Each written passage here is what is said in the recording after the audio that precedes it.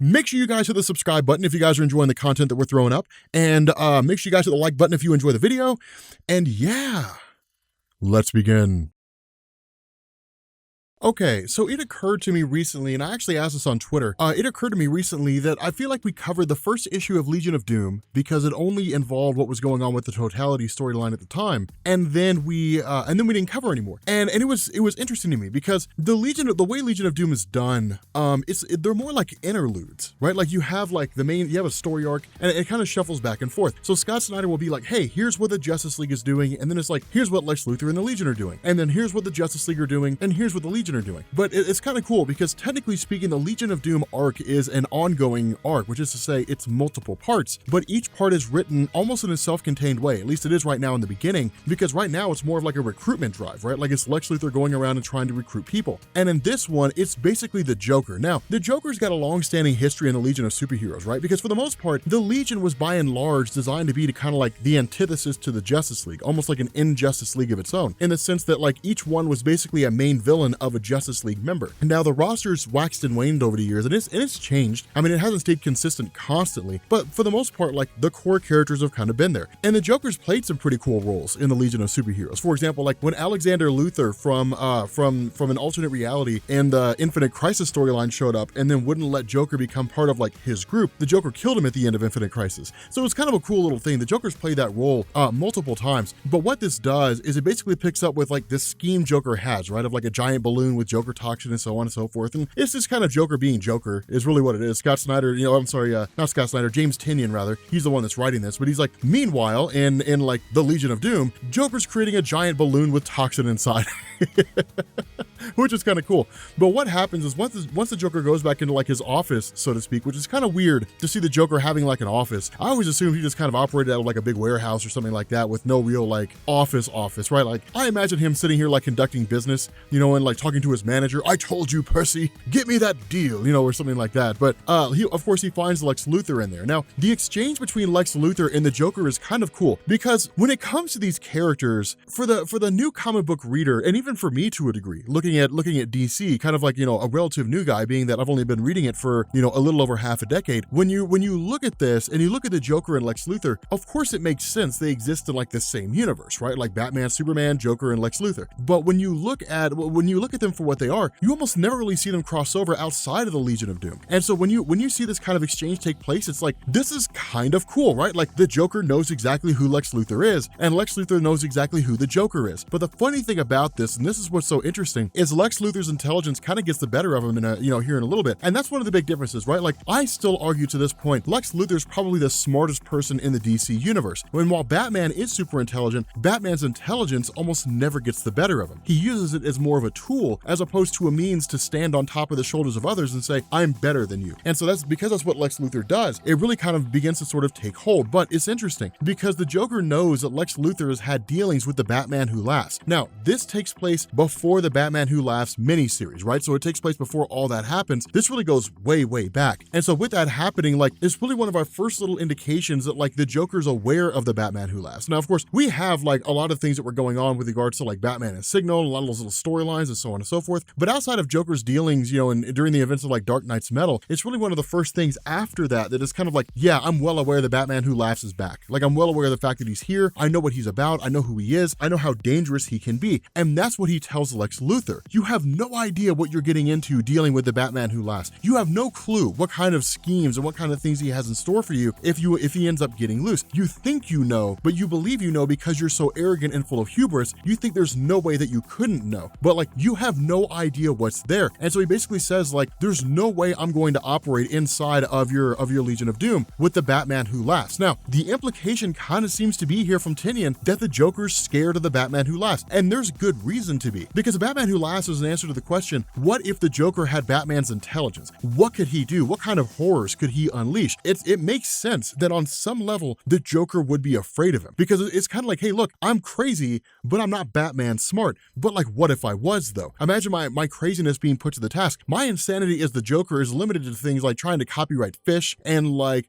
testing Batman by pretending like his face and the face of like all the other members of the Bat family have been cut off. Like my schemes are relatively basic. flooding the entire city of Gotham with Joker toxin and letting the city go into like disarray. But it's like, I do what I do because I just love madness and I love craziness. The Batman Who Laughs loves that too, but he's as smart as Batman. So like, good luck. And that's kind of the crazy thing, is because we end up finding out that like where Lex Luthor says, he basically makes a deal with the Joker and says, you can be part of my Legion and I'll drop the Batman Who Laughs. He'll be out of the picture. We of course know that he doesn't. And this basically leads to like the Joker watching this conversation between Lex Luthor and the Batman Who Laughs, knowing he broke his promise. And so from here, it kind of goes into this big drive, right? Like you got Mr. Freeze, you've got Solomon Grundy, you've got like all these different characters. Of course, you got Scarecrow, so on and so forth. But they're all there to see whether or not they can be recruited into the League alongside Cheetah, Gorilla Grodd, and alongside Sinestro, as well as Lex Luthor and the Joker. And it's kind of nuts because what we basically end up finding out is like currently the Legion of Doom base of operations is on the moon. So like nobody's gonna find it. But it's one of these things where it's like they're all gonna be tested. They're all gonna have to go through this sort of initiation to see whether or not they can make the cut. But before they can do all that, when they get their little,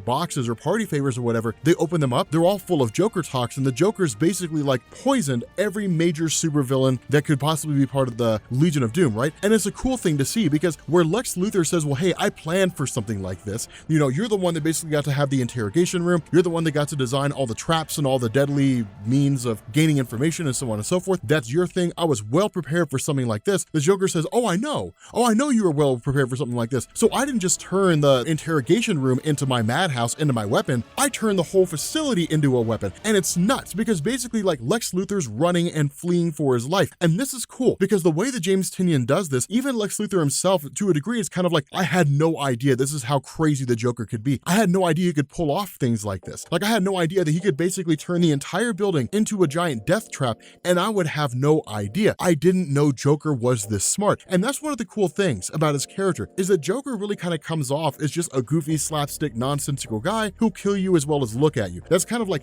it, right? Like that's how most people see him. Yes, he's dangerous, but like not very smart. But then you see something like this unfold and it's like, okay, so like he was basically able to operate under the scenes of Lex Luthor without Lex really knowing. Now, the other half of this is it kind of hits on the nose of the fact that like Lex Luthor's intelligence is not his enemy, it's his arrogance and hubris. Everyone is below him. No one is as smart as him. No one's as capable as him. No one's as good as Lex Luthor is in terms of putting his intelligence to task. And so because of that, he overlooks guys like the Joker who, while they're not on the same level as Lex, are still very intelligent and very dangerous in their own right. And it's cool to see. It's really, really awesome to have unfold. And so once everything kind of winds down, of course, Lex Luthor's basically, chained up. And then you end up having like the Joker sitting there with like all the other members of the Legion who were there, but they have a kind of a docile toxin that's designed to kind of keep them at bay. And Joker literally starts running over all this, saying like, hey, like nobody ever believes that Joker's this intelligent. Nobody ever believes that Joker's this capable. The only one who knows how really dangerous I am is Batman. But I spent the last few months basically reconstructing the entire base, designing all these death traps, creating all these terrible things. This little flower that I have on my chest, I could squirt this toxin at the right angle into your temples and it'll just start burning away at your intelligence. And little by little, your brain will start to erode. And the only one who will really be able to pick up on it will be Superman because it'll take so long and because it'll impact you in such a small degree. Your brain's not going to erode away over the course of 3 days. Batman could figure that out. Only Superman would really know what's going on, but it would start homing in and taking out small sections of your brain and you would notice your intelligence decreasing. All the while you would be totally aware. I'll take away the one thing you prize the most, the one thing you value more than anything. I will reduce you down to nothing more than just a guy who's fumbling and bumbling in the world, trying to just barely understand what in the heck is going on. After doing all that, understand, Lex, that's nothing compared to what the Batman Who Laughs will do to you. That's what's so cool about this, is the Joker understands how dangerous the Batman Who Laughs is, right? He's like, you have your Legion of Doom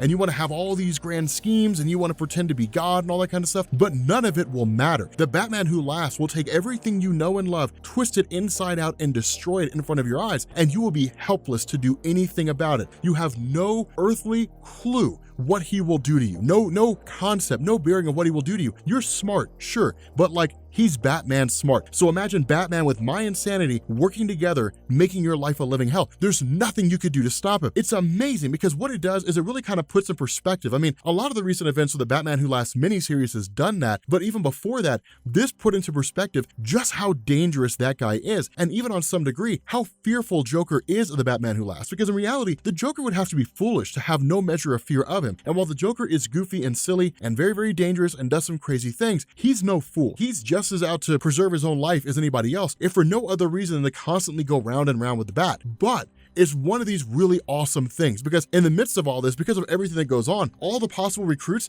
leave.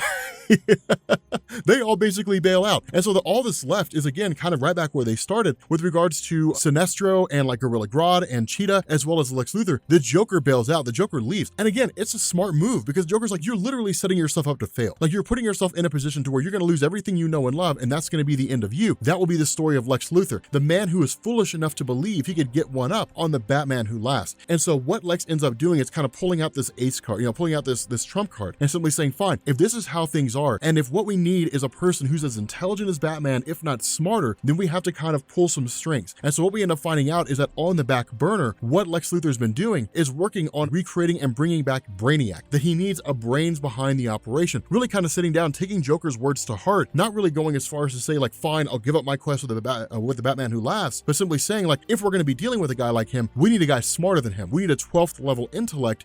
We need Brainiac. With that being said, guys, we're going to bring this video to an end. If you are new here to Comics Explained, make sure you guys hit the sub button to become part of the Rob Corps. If you guys enjoy this video, make sure you drop a like, and yeah, I will catch you all later.